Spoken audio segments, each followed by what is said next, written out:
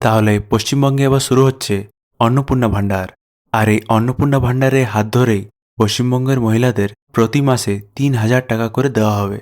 ভারতবর্ষের মাননীয় স্বরাষ্ট্রমন্ত্রী শ্রী অমিত শাহ জানিয়েছেন যে নতুন সরকার গঠনের পর পশ্চিমবঙ্গের মধ্যবিত্ত, নিম্ন মধ্যবিত্ত এবং গরিব মহিলাদের প্রতি মাসের ১ থেকে ৫ তারিখের মধ্যে ৩,০০০ টাকা করে আর্থিক অনুদান অথবা সহযোগিতা প্রদান করা হবে।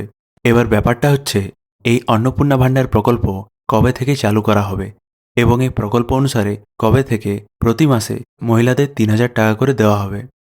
বলে রাখি, এই বিষয়ে এখনও পর্যন্ত কোনো অফিসিয়াল অ্যানাউন্সমেন্ট হয়নি।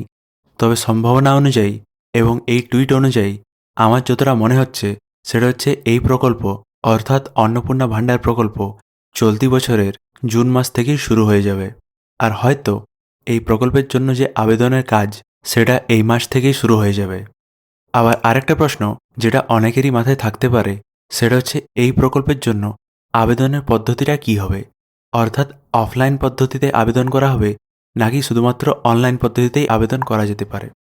এক্ষেত্রে আমি বলতে চাই, আমার মনে হচ্ছে ফর্ম ফিল আপের পদ্ধতিটা হবে মিক্সড পদ্ধতিতে, অর্থাৎ অফলাইনেও ফর্ম ফিল আপ হবে এবং অনলাইনেও ফর্ম ফিল আপের সুবিধা থাকবে।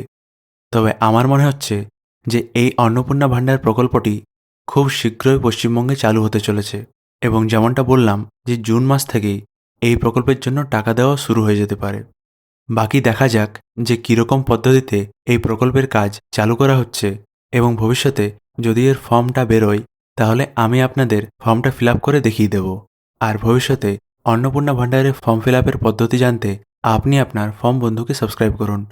ভিডিওটি দেখার জন্য ধন্যবাদ।